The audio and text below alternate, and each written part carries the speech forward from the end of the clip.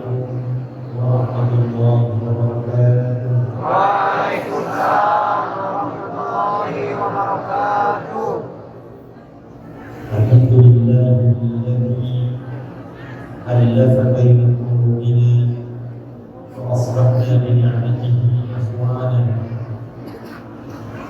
Wassalatu wassalamu ala rasulillahi alladzi ila sunnatihi syarifati asbahna bil muttaqina imaman. Wassalawatullahi alaihi wa ala alihi wa sahbihi wa dhurriyyatihi wa ummatihi ila yaumil mi'adi alladzi kana fi amanah. Ahbabullah wa ahbab rasulihi sallallahu alaihi wasallam. أوصي نفسي وإياكم بتقوى الله فقد فاز المتقون فلا تموتن إلا وأنتم مسلمون. وقال تعالى: يا أيها الذين آمنوا اتقوا الله حق تقاته ولا تموتن إلا وأنتم مسلمون. Bapak Ibu sekalian, saya minta izin sejenak. Saya pindah ke sini supaya lebih terlihat mulia.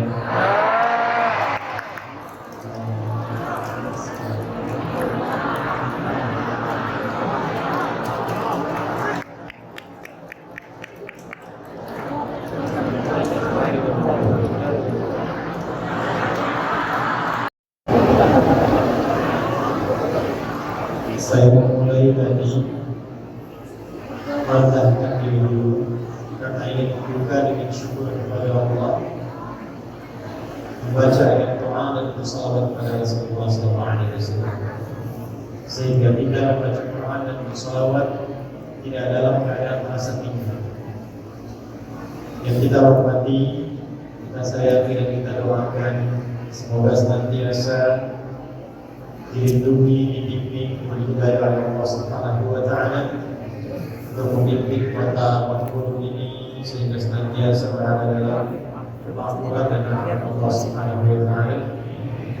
Bersama kita di malam hari ini Pak Wakil Wali Kota Pak Dedi, juga bersama kita dari Kejauhan Pak Wali Kota Pak Dedi, seluruh Forkopimda yang hadir pada saat ini.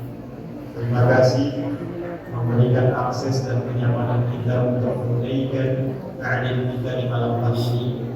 Semoga semuanya menjadi jadian sisi Allah Subhanahu wa Ta'ala. Guru-guru kita, ulama, asatidzah yang dengan kerendahan hati hadir bersama kita malam hari ini. Semoga seluruhnya disehatkan oleh Allah Subhanahu wa Ta'ala, diluaskan ilmunya, ditingkatkan takwanya, dan diikhlaskan dalam dakwahnya, sehingga seluruh ilmu yang diajarkan mampu meresap dalam hati kita dan dapat diamalkan dalam kehidupan kita. Yang saya cintai, keluarga saya, semua tanpa kecuali jamaah sekalian yang berada di dalam dan di area masjid Taqwa ini, semoga seluruhnya senantiasa dirahmati, disayang dan diridhoi oleh Allah Subhanahu wa Ta'ala. Malam ini adalah penanda awal di bulan istimewa di antara sekian bulan yang kita lalui dalam setahun, berjumlah 12 bulan. Bulan-bulan yang kita lalui itu ada beberapa yang menarik, yang diistimewakan langsung oleh Allah dalam Al-Quran dan dirinci keistimewaannya dalam hadis Nabi SAW. Dan di antara keistimewaan itu ada tujuan-tujuan, ada keutamaan-keutamaan, ada bimbingan-bimbingan yang kalau kita ikuti, pertama akan merubah keadaan hidup kita menjadi lebih baik. Jadi kalau kita ikuti keutamaannya, itu sudah pasti akan merubah diri kita menjadi lebih baik. Dan ini adalah inti tujuan Islam dihadirkan, membuat kehidupan manusia lebih baik, lebih dekat dengan Allah Subhanahu wa Ta'ala. Karena itulah di era Nabi SAW, masyarakat jahiliyah yang tidak baik, bukan kurang baik, tapi tidak baik. Karena ada jahlun, ada jahil, ada jahiliyah. Jahlun itu sudah tidak baik, jahilun orangnya. Kalau digabungkan orang dengan sikapnya, sifatnya menjadi jahiliyah. Pemabuk banyak, berzina melimpah, perampok banyak, pembegal melimpah. Semua jenis keburukan hampir komplit pada masa itu. Datang risalah Islam, dibimbing lewat Al-Quran, diajarkan langsung oleh Nabi SAW bagaimana mempraktikkan isi Al-Quran dalam kehidupan. 12 bulan dalam Islam. Dilatih di setiap waktu istimewa, lalu latihan itu mampu merubah masyarakatnya dari jahiliyah menjadi masyarakat yang berkepribadian terbaik di masanya, dan diabadikan di Quran dengan turunnya surah ketiga Al-Imran di ayat yang ke-110. Allah berfirman, A'udzu billahi minasyaitonir rajim. Bismillahirrahmanirrahim. Kuntum khayra ummatin ukhrijat lin-nas. Kalian adalah umat terbaik di antara sekian manusia yang pernah hidup dan beraktivitas di bumi. Di antara sekian manusia yang pernah hidup dan beraktivitas di bumi, kalian adalah umat terbaik. Padahal dasarnya umat terburuk, umat jahiliyah. Tapi dengan mengikuti tuntunan Al-Quran, mengikuti bimbingan Rasulullah, merubah keadaan itu jadi umat terbaik yang pernah beraktivitas di bumi. Dan kurikulum dari Nabi itu diwariskan kemudian pada generasi setelahnya sampai dengan kita.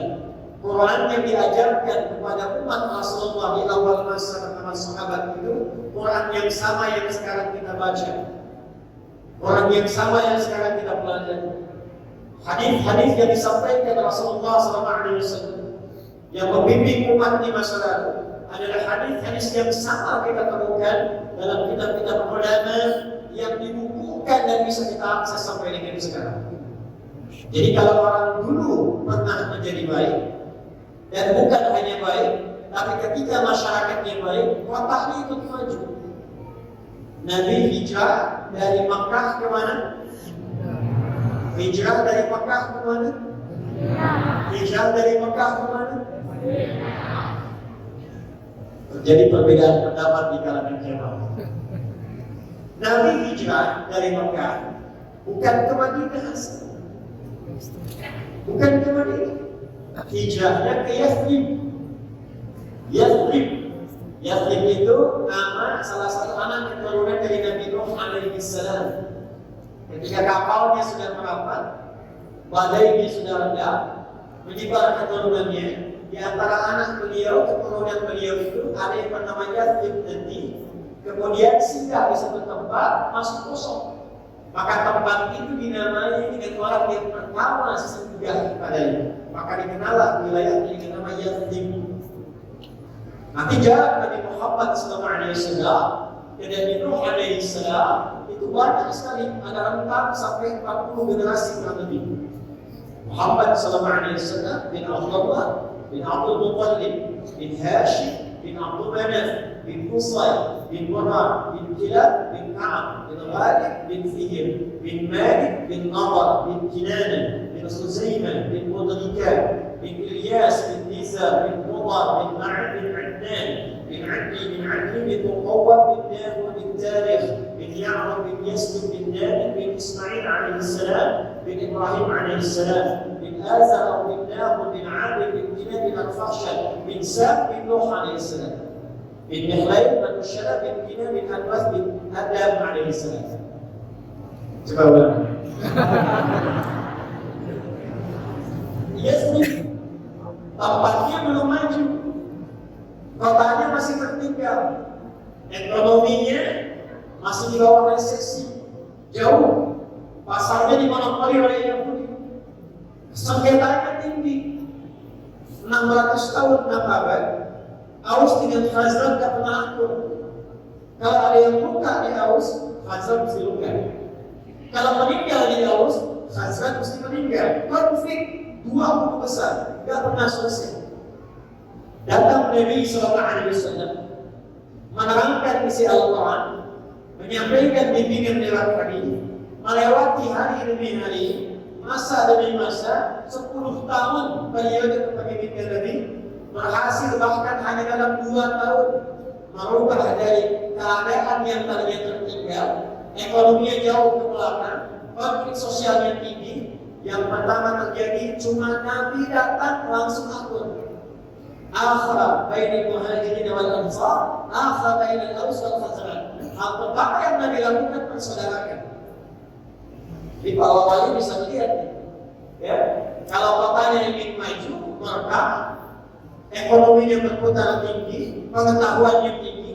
Yang pertama dilakukan persatukan warganya, satukan, kompakkan, sinergikan. Setelah itu bangun pusat kontrol supaya warga datang kalau ingin mengadu tahu tempatnya, kalau ingin cerita tahu tempatnya, kalau punya keluh kesah tahu tempatnya, kalau ingin memohon kepada Rabbnya tahu tempatnya.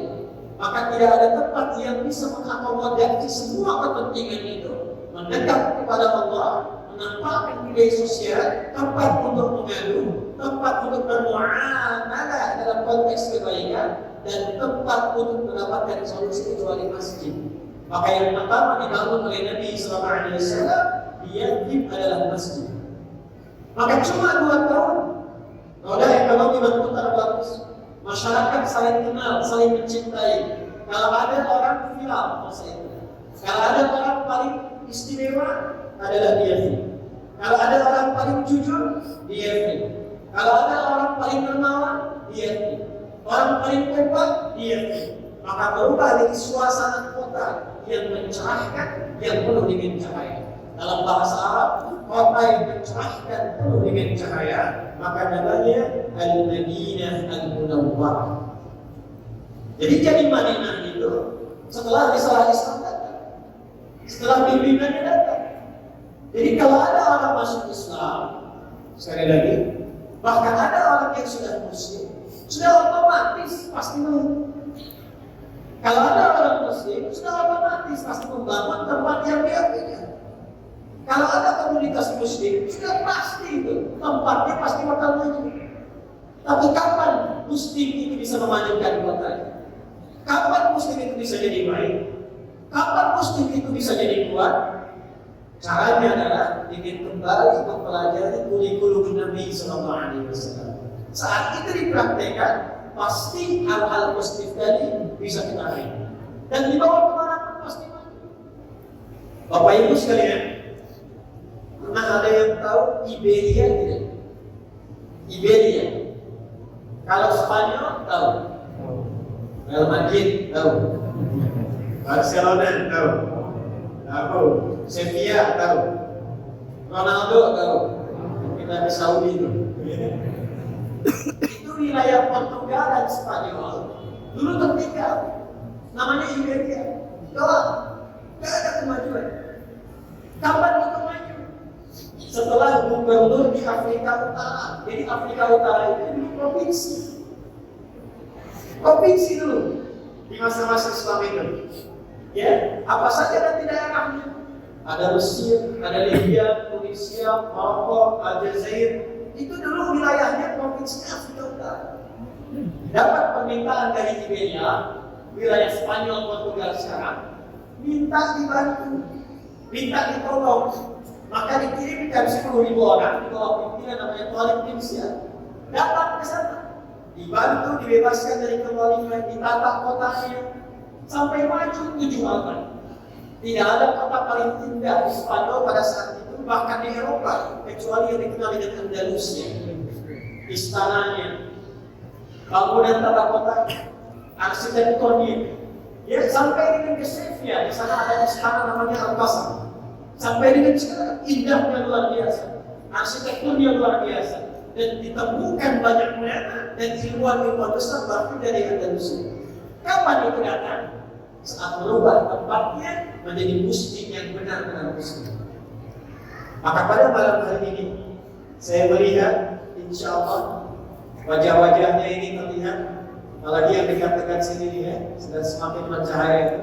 Kenapa bulan lampu ya?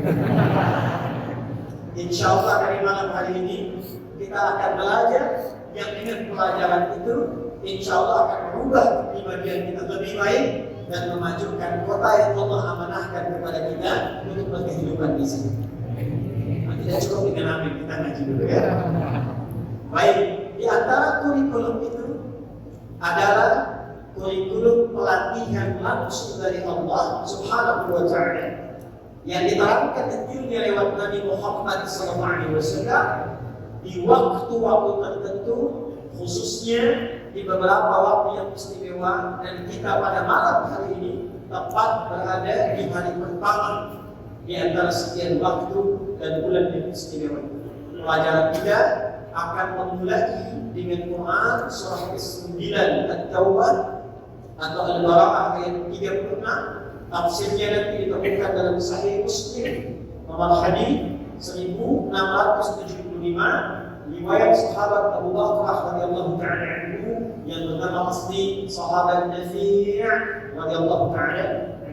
Kita mulai dari sini, kita turunkan ayatnya, kita bedah hadisnya, lalu kita turunkan kurikulum kehidupan yang melatih kita selama sebulan ini sebagai persiapan ke bulan berikutnya. Dan kalau benar ini, Ramadan akan enak sekali dinikmati. Bismillahirrahmanirrahim. Quran surah ke-9 At-Taubah di ayat ke-36. A'udzu billahi minasyaitonir rajim. Bismillahirrahmanirrahim.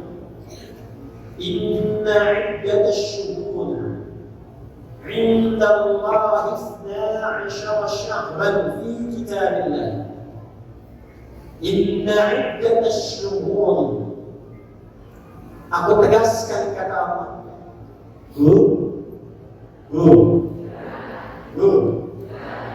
Kalau baca Quran kemudian dibuka dengan kata inna, ini menunjukkan informasinya sangat penting. Apa ya? Informasinya sangat penting. Karena inna itu dalam ilmu nahwu disebut dengan harfu nasb wa tawkid, tansibul isma wa tarfa'ul khabara mabniun 'ala al-fath la mahalla lahu min al-i'rab. Paham? Tidak. Harfu nasb huruf yang berfungsi nasab. Kalau baca nasab itu harakat setelahnya jadi fathah. Kalau sifat, kalau jama' umumnya di kasrah. Innal masjidah, innal masjidah. Kalau dia jama' bisa nanti fathah, bisa kasrah atau diganti dengan ya. Innal muslimin, pakai ya. Tapi secara makna nasab itu dikatakan oleh orang Arab nasaba rajulun asahu fil ardi. Seseorang menetapkan tongkatnya di tanah ini kuat sampai tak goyah. Itu nasab. Jadi huruf nasab itu huruf yang menguatkan informasi sampai-sampai saking kuatnya, tancapkan ke dalam jiwa, jangan goyah. Tancapkan dalam hati, kuatkan. Karena itu kalau ada kata inna membuka Al-Quran, inna itu artinya seakan Allah menyatakan, hey, hamba, tancapkan informasi yang kuat dalam hatimu. Jangan pernah goyah karena ada yang penting yang akan aku sampaikan. Inna 'iddatasy syuhur. Sungguh kata Allah itu tegaskan jumlah bilangan bulan yang kau akan lalui selama setahun itu. Indallahi yang telah Allah tetapkan 12 syahran fi kitabillah. Jumlahnya 12. Sebentar ya. Kita ngaji untuk menemukan detailnya bahasa Quran. Bapak Ibu, kalau 12 itu jamaah atau tunggal? Banyak atau sedikit? Banyak itu bahasa Arabnya jamaah. Nah, jamaah itu ada dua. Ada menunjukkan banyak, tapi bisa dihitung. Yang hadir pengajian ada 5 misalnya. Bisa dihitung 1, 2, 3, 4, 5, 4 gitu. Tapi kalau jamaahnya bentuknya cukup banyak, bisa dihitung, tapi hitungannya tidak secepat yang lebih awal. Hitungannya lebih kompleks. Hitungannya, ukurnya lebih banyak. 1, 2, 3, 4. Biasanya di atas 7 ke atas. 7, 8, 9, 10, 12 dan ke atas ini. Itu dalam bahasa Arab disebut dengan jamak kathrah. Yang pertama jamak qillah, yang kedua jamak kathrah. Jamak qillah yang bisa dihitung sedikit dari kata syahwan, satu bulan. Jamak qillahnya ashhur. Jamak kathrahnya syuhur. Jadi kalau disebutkan ashhur itu paling 3, 4 atau 5. Tapi kalau syuhur itu di atas 5, 8, 9, 10, 11, 12 itu syuhur. Perhatikan, ketika bapak ibu diminta persiapan untuk berangkat haji, siap-siap berangkat. Gelombang pertama. Kata Allah, jangan datang pas saat akan wukuf. Jangan datang tepat sebelum wukuf. Wukuf tanggal 9, datang tanggal 1, datang tanggal 2, terlalu mepet. Maka persiapkan beberapa bulan sebelumnya supaya tidak terjadi kemacetan yang parah, supaya diatur gelombang kepergiannya. Maka muncullah Quran surah kedua Al-Baqarah ayat 197 menggunakan kata asyhur. Perhatikan, al-hajju asyhurun ma'lumat. Faman farada fihinna al-hajja fala rafatha wala fusuqa wala jidala fil hajj. وما تفعلوا من خير يعلمه الله وتزودوا فإن خير الزاد التقوى. Al-hajj, puncak menuju haji itu asyhurun ma'lumat, dipersiapkan beberapa bulan keberangkatannya di bulan-bulan yang sudah final. Asyhur, urutkan minimal 3 bulan. Kalau bulan haji bulan 12, kurangi ketiga sebelumnya. Dzulhijjah, Dzulqa'dah, Syawal. Ramadan siapkan diri kita, Syawal juga siapkan. Makanya gelombang pertama akhir Syawal, pertengahan Dzulqa'dah. Nanti menjelang Dzulhijjah sudah merapat semuanya ke Arafat. Itu kata Syawal. Tapi kalau bulannya lebih daripada 3, lebih daripada 5, 7, 8, 9, 10, 11, bahkan 12, merubah katanya dari asyhur menjadi syuhur. Pindah ke Quran surah 9 ayat ke-36. Inna iddatash syuhuri, bukan asyhur. Yang saya mau sampaikan ini menunjukkan Al-Quran firman Allah, bukan kata-kata manusia.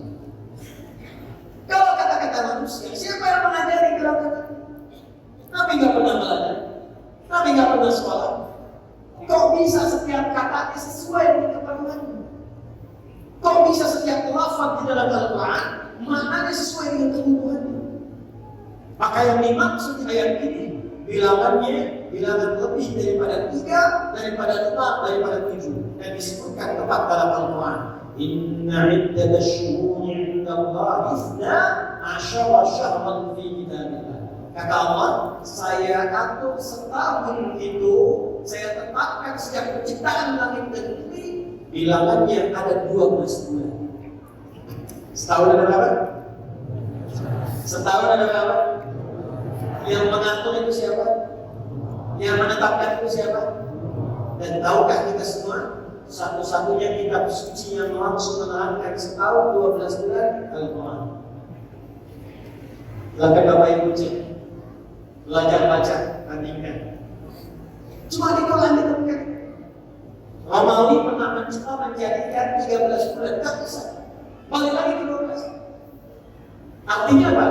Sebelum menjelaskan fungsi bulannya, Allah sudah mengenalkan kepada kita, hei, engkau yang beraktivitas 12 bulan dalam setahun, aku yang bikin waktu, aku yang menata hati, aku yang menata alamnya, aku yang menata ketentuannya. Seakan-akan Allah ini mengatakan, kalau engkau ikuti aturan itu, ini yang dilakukan di bulan ini yang dikerjakan di bulan ini yang kamu harus lakukan di waktu ini ketentuannya, ini kondisinya, baca ini, lakukan ini. Maka ujungnya apa? Aku berikan keberkahan, kenyamanan, kesuksesan dan kebahagiaan dalam setiap aktivitas. Itu maksudnya. Nah sekarang kita bertanya, ya Allah, bagaimana menjalani 12 bulan itu? Seperti apa detailnya dari bangun tidur sampai tidur lagi? Maka turunlah keterangan ayat selanjutnya, terus kata ayatnya, Inna iddatash syuhuri inda Allah 12 syahran fi kitabillah yawma khalaqas samawati wal arda. Perhatikan, minha arba'atun hurum. Dari 12 ini aku terangkan dulu ada 4 bulan yang istimewa. Ada berapa dulu? Berapa Pak? Perhatikan ya. Nanti ketika disebutkan waktunya Allah merinci dengan keistimewaan. Nabi mendetilkan kepada kita. Yang 4 bulan ini istimewanya oleh Allah disebut dengan kata hurum. Apa namanya? Minha arba'atun hurum. Dari 12 ini ada 4 yang aku sebut kata Allah bulan hurum.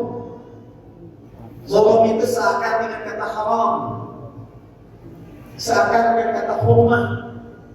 Diserapkan dalam bahasa Indonesia menjadi hormat. Hormat itu dari bahasa Arab. Dari bahasa Arab.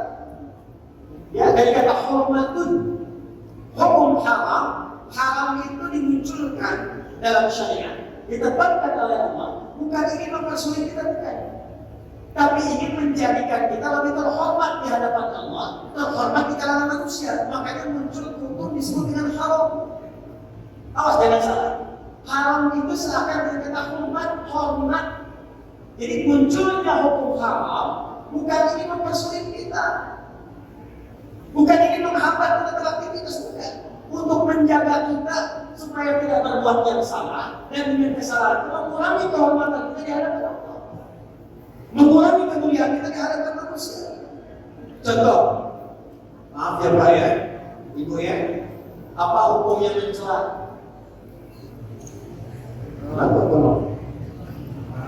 Halo? Apa hukumnya mencela? Tidak tahu kamu mencela juga kan? Apa hukumnya mendusta? Apa hukumnya ghibah? Saya tidak usah, tidak seperti ibu itu tuh.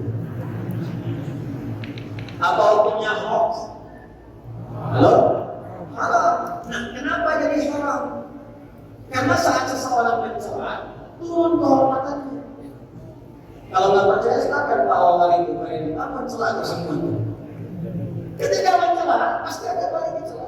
Ketika mencela, pasti akan turun kehormatannya.